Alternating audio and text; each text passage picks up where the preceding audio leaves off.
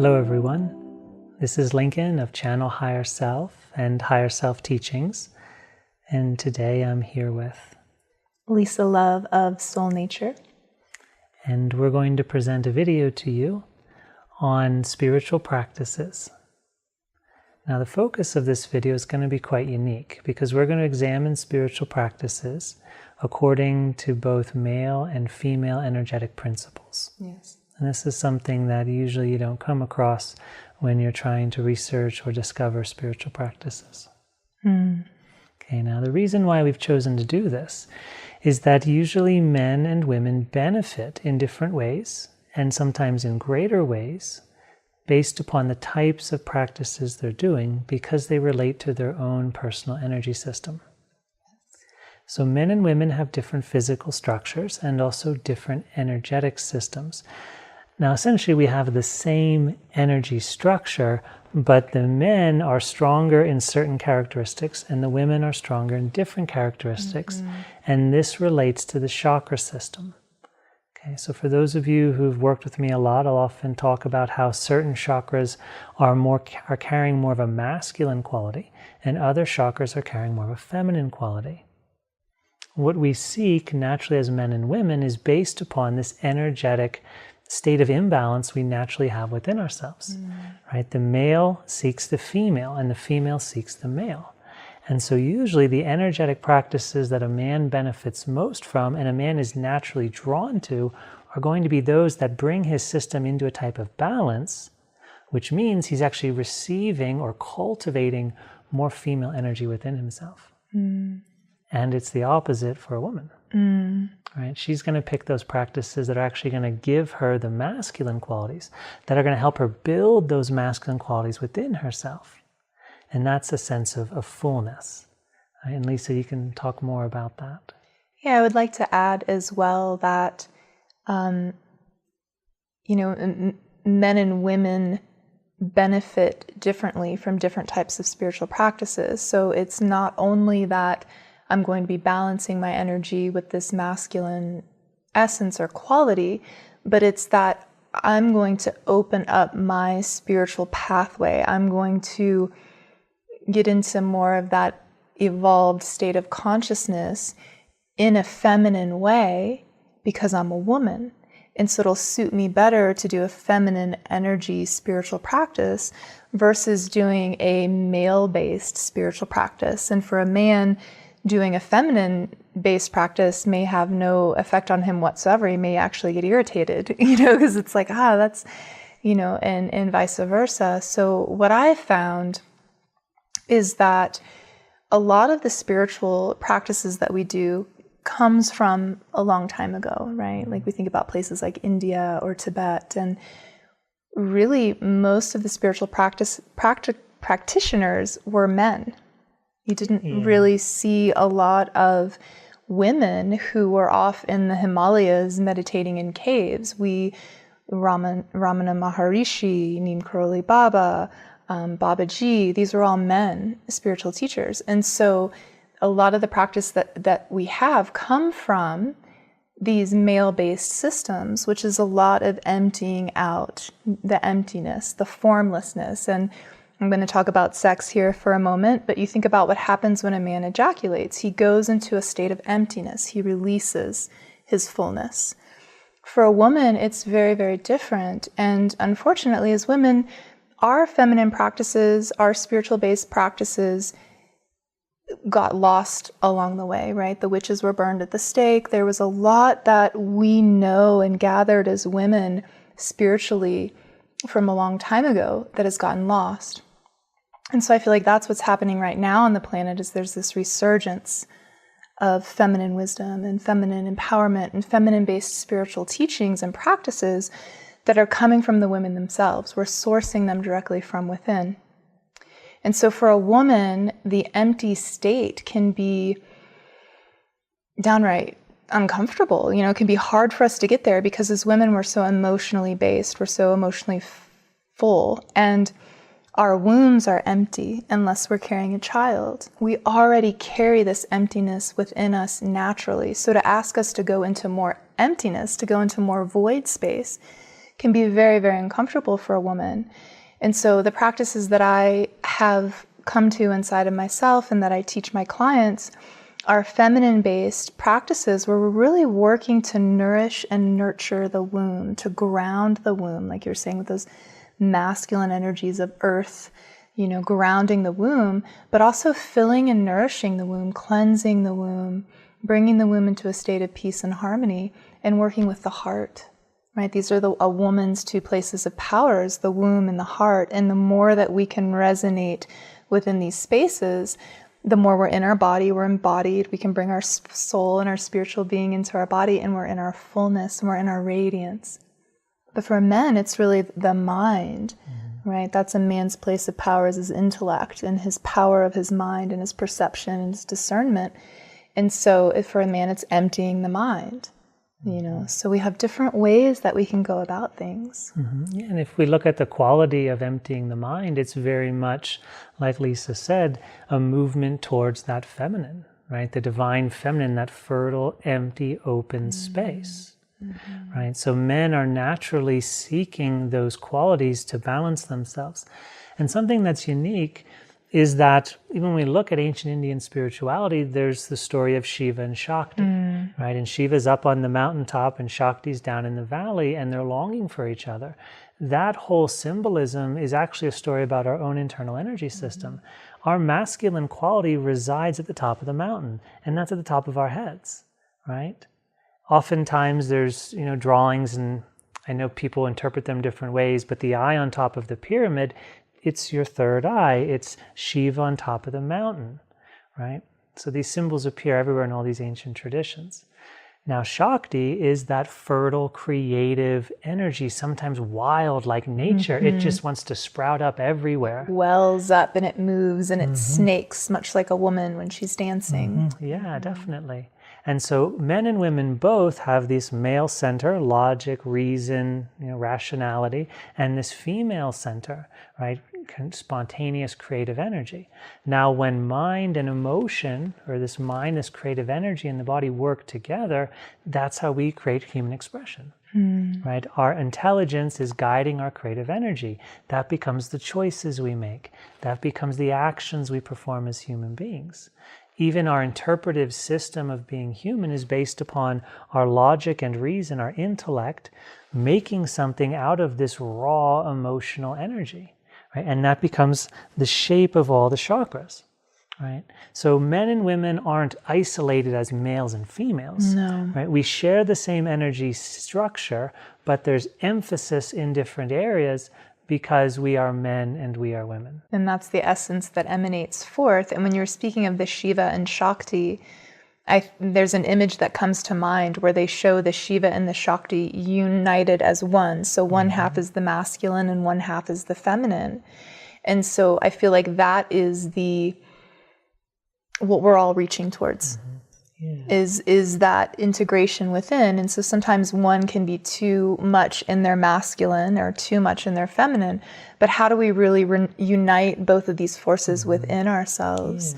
And I think, at first, we as women really need to feel our own feminine essence and maybe learn new practices and new pathways of how to work with our spiritual energy as women, because we've been so culturally conditioned and dominated in the sense of these masculine-based spiritual practices.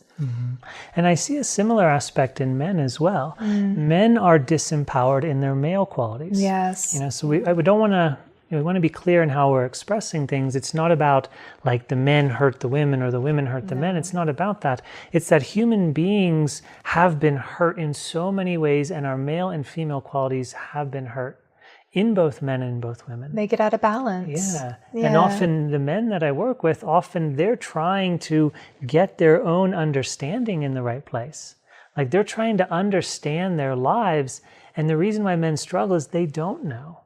Like their masculine quality of Shiva is underdeveloped.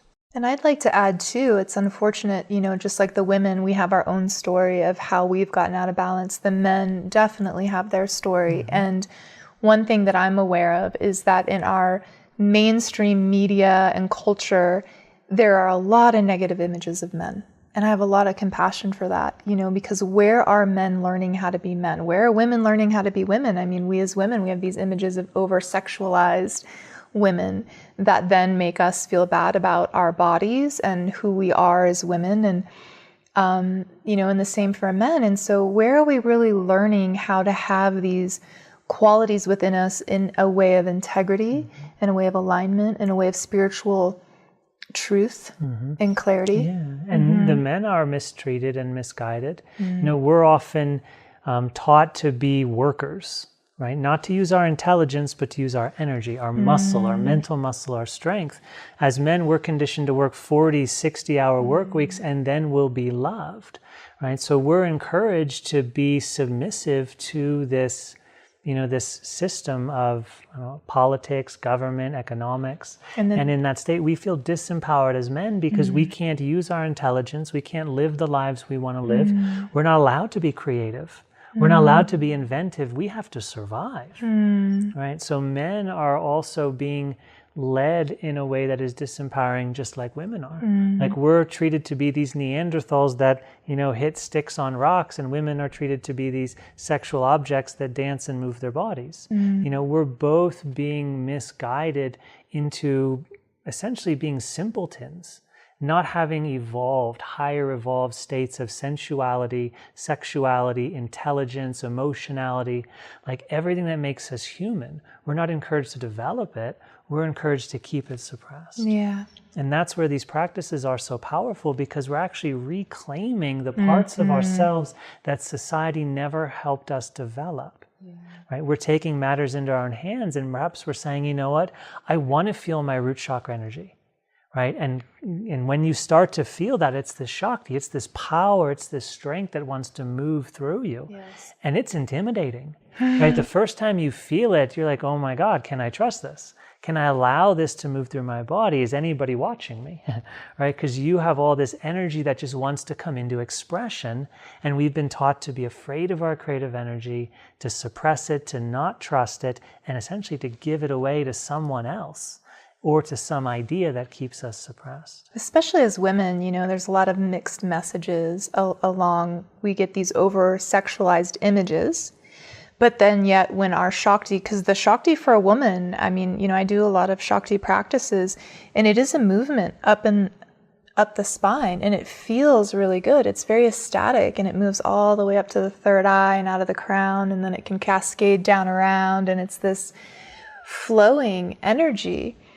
But so within that, if I'm fully activated in my feminine energy, which is very sensual and moving, and I'm not over-sexualized, but then if I'm going around in my life, other women can be triggered by that or feel jealous or insecure. Other men may take that as thinking that I'm, it's an invitation to them in a way that it's not. So I think that there's so much confusion in our world today about truly authentic feminine and masculine energy and what that's like when it's open and flowing through the system, through the body, whatever preference you have. Some men may prefer to have more of that Shakti energy, and a lot of women, would prefer to have more of the masculine energy, and that's fine. That you have the free will choice to run whatever energy currents you want to through your body.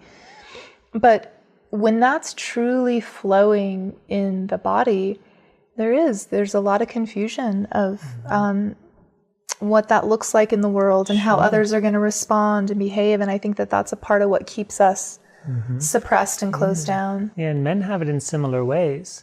If we use our intelligence, if we speak our voice, use our intellect with clarity, right? We're called names, we're made fun of, we're rejected, right? We're told that we're arrogant, or that we're self-centered, or that, we're selfish, or we can't see something, right? Because we're expressing our intellect in a very strong way, some people, they reject it. Some people don't know how to receive it in a way that's supportive, right? So there's so much misunderstanding because we as human beings don't understand these parts of ourselves. So I know from myself, as I've awakened to a greater understanding of my own psyche and my energetic system, I've also gained a greater appreciation for other people and how they express themselves. right? I've learned how to receive other people's expressions without judgment, without resistance, right? Because I realize they're just trying to live a fullness of their creative expression, right? And that's what I ultimately was working to awaken within myself, right? So as I understand me, I understand other people. As I receive myself, I receive other people. Right? So we must step out of this place of judgment and really in a place of like skillful strategy and skillful understanding. Like, how do I understand these parts of myself and how do I work with them? How do I allow them to come through me as part of my expression?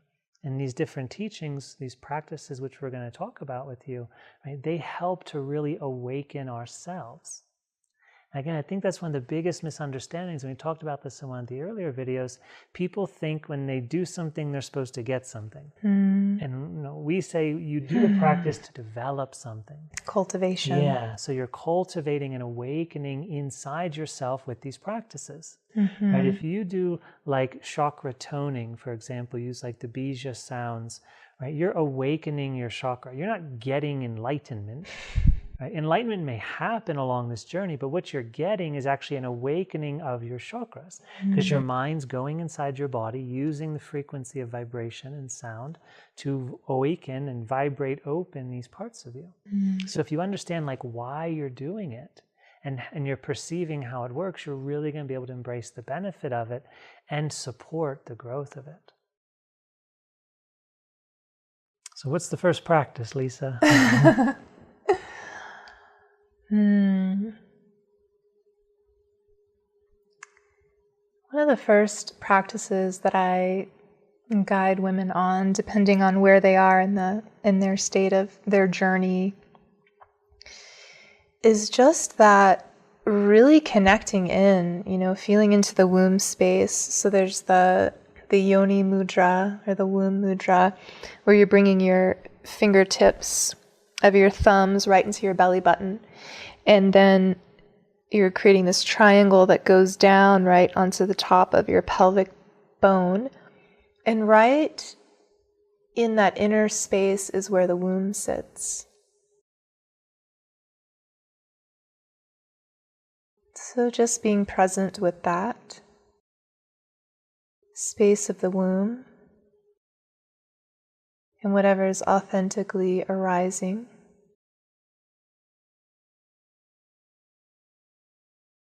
And I like to vision my whole pelvic bowl, which I like to call the sacred bowl, sinking down into the earth, like a spade into the soil, sinking down.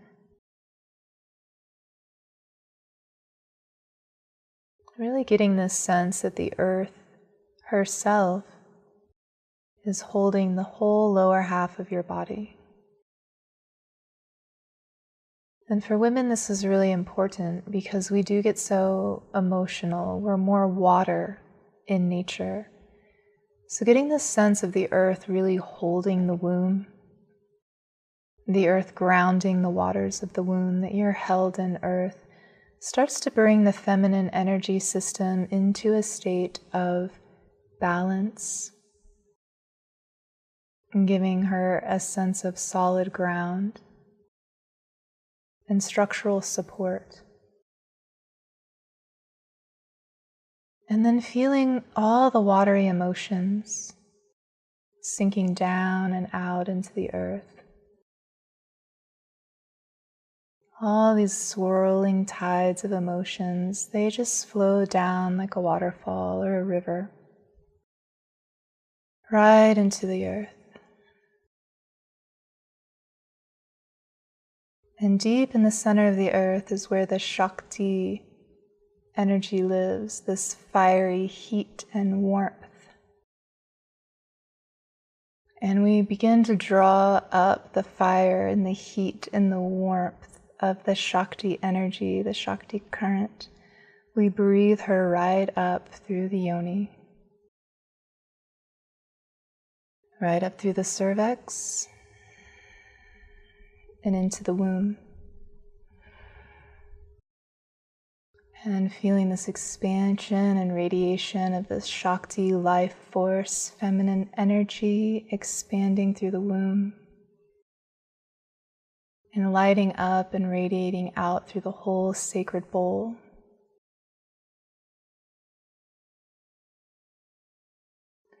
So this is a very simple practice that can be done again and again. Anytime you're feeling overwhelmed with your emotions, your feminine watery currents are a little too much for you. Just very simply placing your hands on your womb, sinking into earth, releasing your watery emotions, and breathing that Shakti fire up through the yoni, breathing Shakti up through the cervix, all the way up into the womb and radiating out.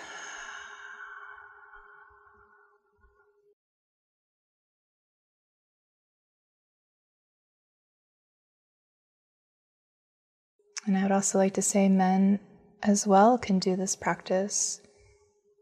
Just as women, we can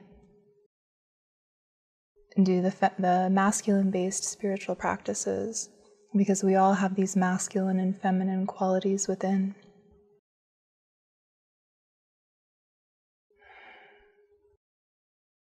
Yeah, thank you for leading us on that. It's very beautiful and very powerful. Thank you. Yeah. Now it's my turn. Yes. Okay. So for all the men watching and the ladies watching, of course, we'll do a practice that's going to help bring balance and harmony, strength, and greater awareness into this male center, right, of our Ajna chakra. So the Ajna has often been called the third eye, but it's so much more than the mind's eye. So what we're going to do for this practice is we're going to close our eyes, and with your mind's eye, your mind's awareness, look into the space behind your eyes. You don't need to lift your eyes. It's actually better that you relax your eyes. The energy you feel may cause your eyes to look up. If that happens, allow it to happen. But please don't try to make your eyes look up, or you'll give yourself a headache. So with your mind's eye, just look into this space. I want you to notice the quality of space and emptiness that exists in this dark field.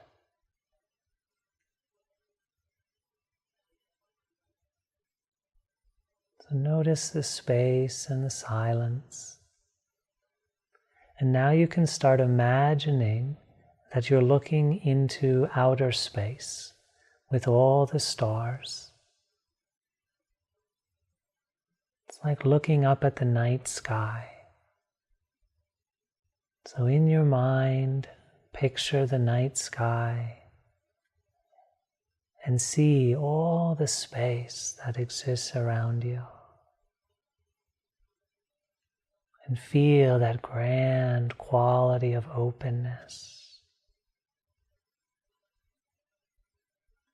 Hear the silence of the cosmos.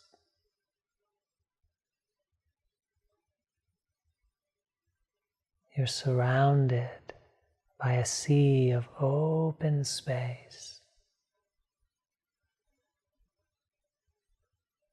You're emptying into that grand space.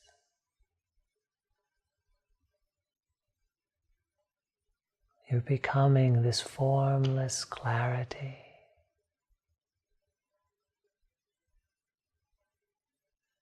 You're becoming this peace.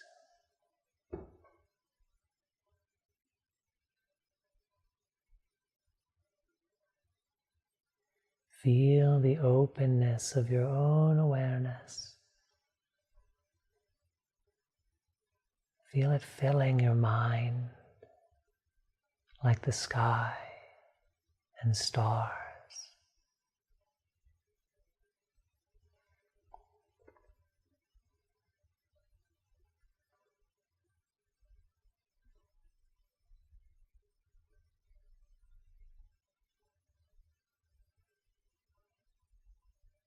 So we'll start here. Right? This is only the beginning. Just like Lisa's practice just started the awakening of the womb and this lower section of our energy body, right? This practice just starts the awakening of the mind and the top of the energy body.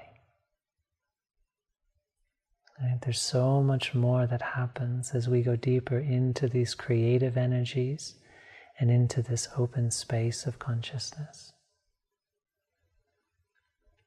And these are just two practices, right? Yes. Like each chakra has its own male and female qualities, right? There's all these parts of us. Like Lisa said earlier, the right side of the body and the left side of the body, right? The Ida and the Pingala channels, right? There's all these dynamic partnerings of male and female in all these different parts of our psyche, in our physical anatomy, in our physical bodies, right? Yes. And every part of us has these dynamics. Like think of the mouth, right? The mouth can receive food, that's nurturing, that's feminine. And the mouth can express voice, right? That's action, that's masculine, right? The eyes, we can actually receive light through our eyes and send light out through our eyes. You may have seen someone's eyes shine the light of their soul, right? That's a masculine aspect of this physical body, right? So we're actually all males and all females all tied together, right? And our psyches have different qualities. In that balance of male-female, our physical bodies do as well. So we're not separate in any way. And like Lisa said, a man can work with this lower energy of the earth and fill up his root chakra area, right? The male genitals are similar to the female genitals in that way. And the prostate gland, right, is that center of the root chakra in the man, right? There's so many health problems with men and their prostate glands in the modern day world because men are not connected to this flow of creative power. Right? Energetically, when we feel powerful as a man or a woman, we feel full down here. Yes. We're creatively potent, right? We're virile. And it's this emotional quality and it's this physical quality. And it's interesting, it even comes through in normal social ways. Think of a strong woman. Like she radiates, and the way she moves and the way she talks embodies this energy. It's like a strong man, right? As young teenagers, we see these strong, potent men, right? And the weak ones, we become shy, and afraid. But really, they're just embodying more of their creative energy. Yes, your own life force energy. And a woman at her full creative potential is right before she's about to give birth. She spent 9 months birthing and creating this form of a baby. And so at the end of that 9-month period, she's full. Her whole lower half is very full. And so in that, there is this sense of energetic fullness for a woman that is really the height of our creative potential. And as you said, that practice is just the beginning, filling the womb with this Shakti life force energy. Then we began to breathe it up to the heart. And as it goes, it unblocks and it unlocks whatever's in the way from allowing this creative life force energy to move freely through the body. And I think of a woman giving birth. Some of you may have seen it in person, or some of you may have seen it on video. A man knows to stand back. Like a woman is a force to be reckoned with when she's about to give birth. She's empowered. Her voice carries this authority and strength. And during that birthing process, she's in control. Like she's feeling it. She's really expressing herself in a powerful way.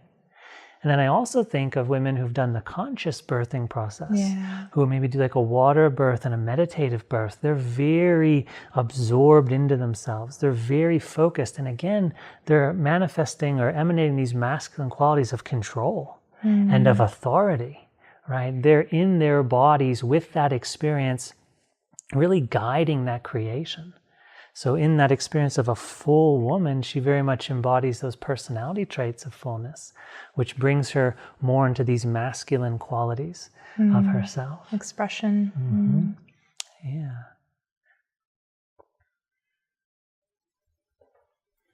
You want to talk about another technique? Talk about it, not demonstrate it.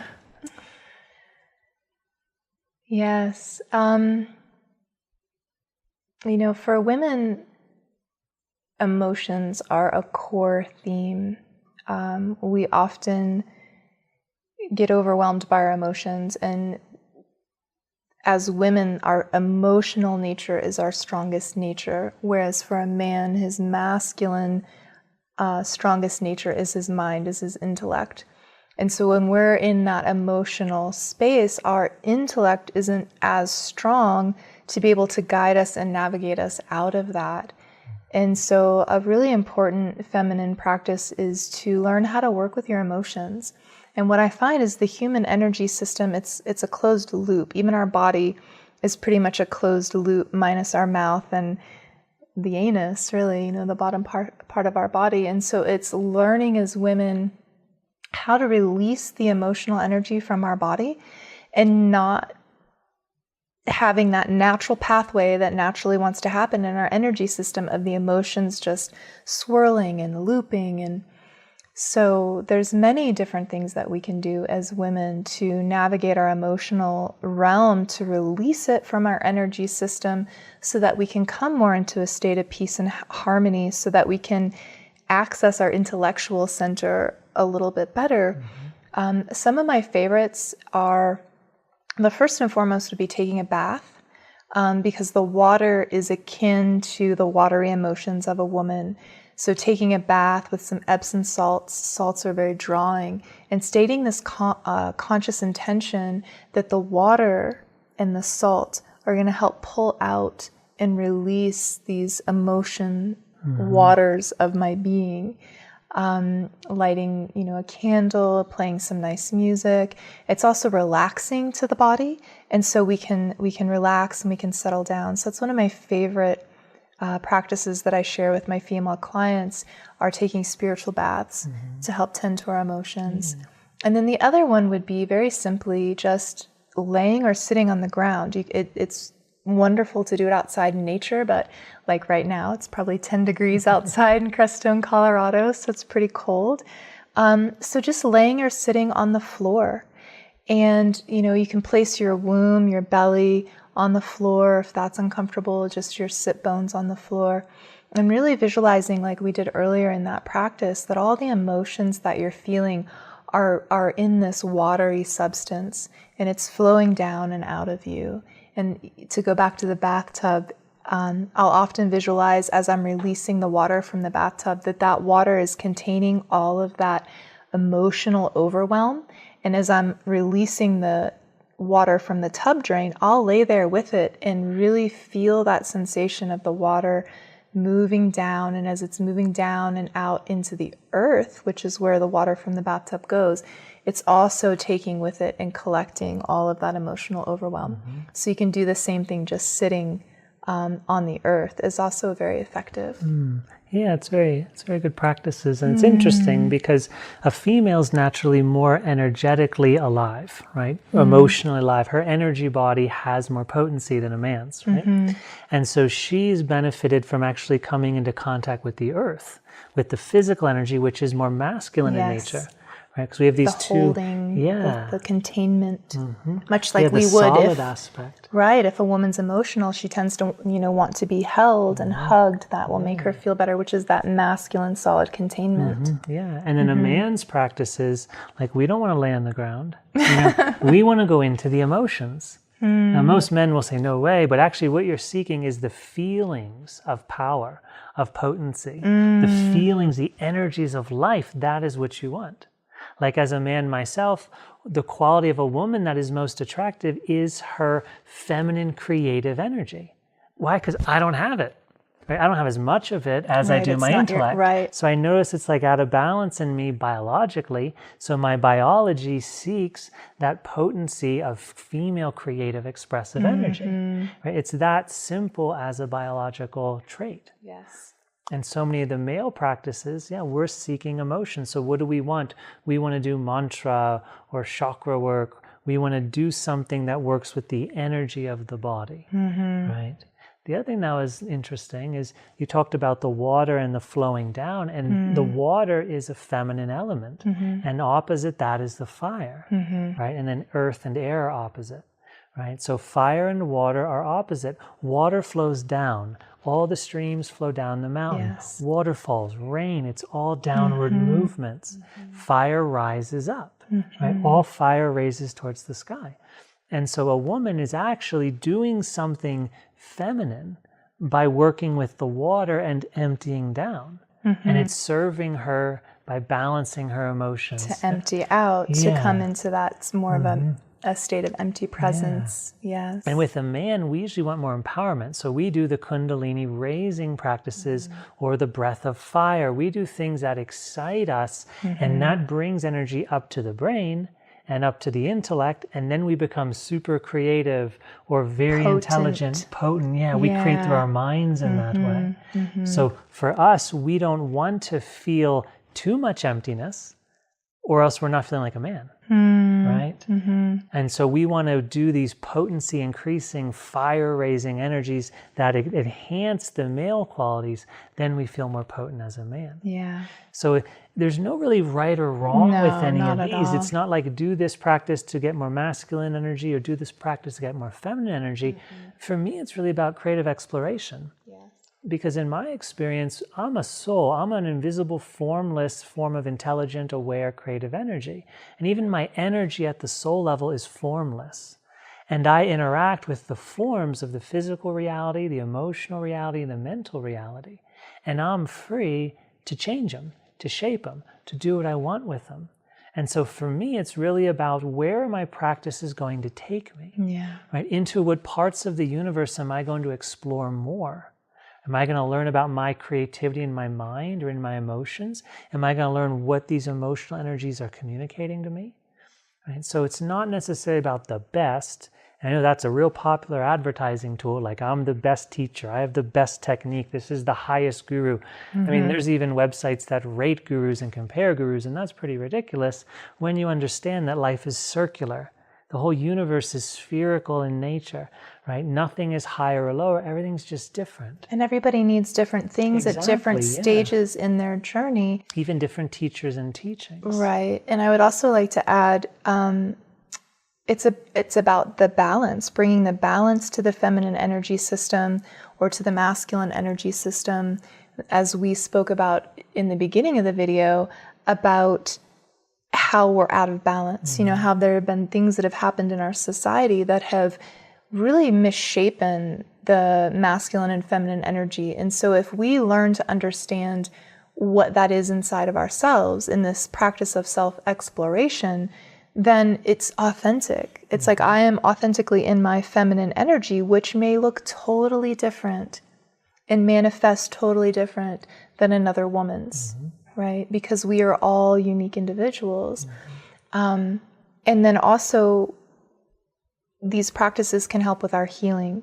So I, unfortunately, know that a lot of women have been sexually abused. And so that leads to a dysregulation in her feminine energy system. And within that dysregulation, how do we bring the feminine energy system back to a state of balance and peace, which is her authentic feminine, which is going to look completely different for her than anybody else. So I'd also like to add that these practices help with healing as well. Yeah, and the same with men. A lot of men have been, some cases, sexually abused, but more so, I think we've been emotionally abused, right? Like for a woman, her physical experience is, dynamically less than her emotional experience because the physical is more masculine. And so she's tending to receive more wounding there because she's a weaker being there. A man is stronger physically, right? But a man is weaker emotionally. And a lot of men who've gone through relationships come away with emotional trauma from being abused emotionally. And they're, having fear, they're having shame, they're feeling inadequate, they're feeling confused. There's all these places within a man that get wounded emotionally, and it's our weak area. So we often don't know what to do with it. Like a female doesn't know what to do with physical abuse, right? So it's kind of similar in that mirroring type of way. Yeah, and I think, women, we are revered in essence for our emotional, capabilities, and we're allowed to be emotional, whereas men, it's like, oh, boys don't cry. We're shamed for it. Yeah, it's really unfortunate because we've all been given the same set of energetic anatomy, physical anatomy, in the sense that we all have emotions. Mm-hmm. You know, we all have a spiritual energy system, we have a physical body, and so same body parts. Yeah, so it's important that we honor men and allow men to have the space to have their emotions and not shame them for them. And allow women to express themselves physically and not shame them, Right. not mistreat them, not judge them. Or sexually go after them because they're expressing a sensual, because their sensual essence is alive and full and complete. It doesn't mean it's an invitation. Sure. You know, that's for her own empowerment. That's for her own vitality. But I think a lot of men and women are unaware and they're just reacting automatically. It's like a moth to the light. The brighter the light, the more attractive it's going to be. And unfortunately, a woman who's in her empowered state is quite often going to draw a lot of men who don't understand that. And the men don't even realize what they're doing. It's biology. And for women too, I've spoke to a lot of my clients who that's part of the reason why they keep their radiance down is because they have been sexually abused or they're afraid of being sexually abused. And so they dim their light, they dim their radiance. But within that, they're the ones hurting because they're not in their fullness. And so those are other things that I teach women, our practices around boundaries and containment, where we are contained in our own essence, not from protection or fear, but from a sense of keeping ourselves in and knowing when it's safe to really be in our radiance, like with our partner or our family in these safe spaces versus maybe you're walking down a street at night in the city. And that would be a time you really want to keep your essence more contained and more within your own field. And it's just mindfulness, it's awareness. It's not from a place of fear, but knowing how to work with our energy as women and be appropriate with it for ourselves and for others, because we are powerful forces as women. We really are. And men are as well. Absolutely. We have to learn how to use our intellect properly. Otherwise, people get offended or we hurt people with our words. Women. Unknowingly. We're too strong sometimes in our communication. A man has like a thick skin. He can take these words, but a woman has a very thin skin. She's very sensitive to the man's words. And she's going to feel that. And often there are safe times for a man to communicate powerfully. And there are times when it's not safe. There's safe ways for a man to express his strength physically. Like a man can go to a gym, a man can chop wood, but a man should not strike a woman, right? Or a child, right? There are times and places to express that strong masculine energy.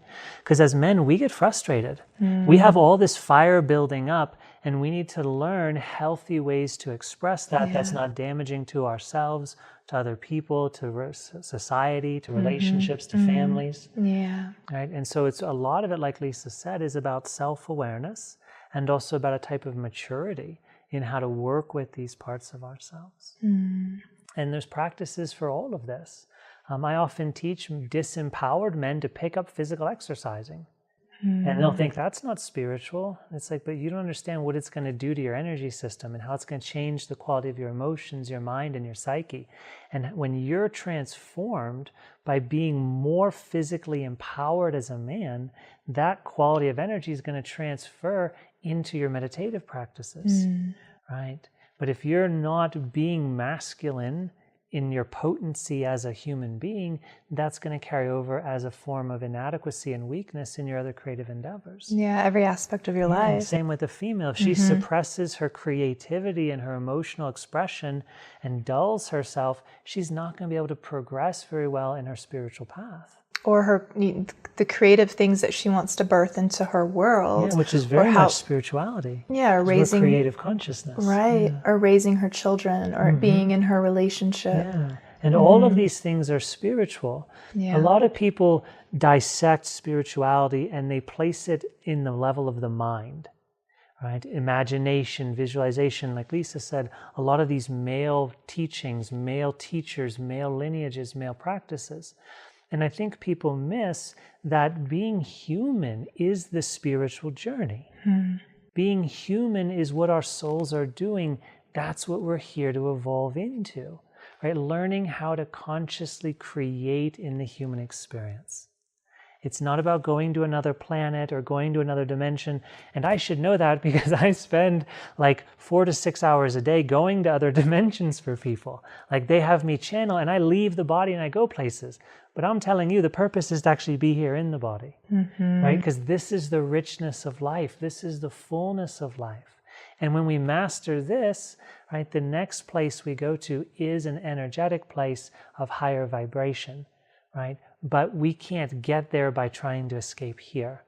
We have to master this first because we have to learn how to work with the emotions. Right. We have to be able to live in higher vibrational emotional states, and then we don't have to incarnate in the chakra system of the human being, which means the physical body, right? We can incarnate into the higher chakra energies, which means an angelic body, right? So really the awakening path is becoming more human, right? It's learning how this human system works, being a conscious creator in the human mind, body, and emotions.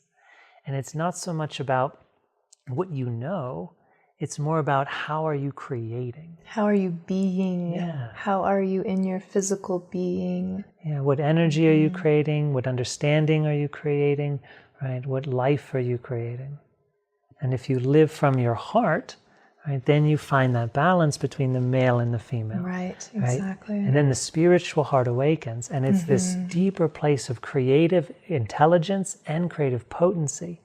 Like there's so much power that comes through the spiritual heart that in my experience is far more than I get from the earth and far more than I get from the cosmos, right? Because we are these generators of unlimited life force. And that's really what we're awakening into. Right? We are souls. We are these radiant beings of intelligence, awareness, and energy. And it connects into the heart, the center of ourselves. And as we bring balance into the human being and order into these chakras, right, male, female balances in the chakras, right, then we actually experience the center of our heart. It activates the heart. We can get to the heart fully and freely because the energy system is open and awake and aligned, and it all connects into the heart, and then that's the radiance of the spiritual body, the bliss body.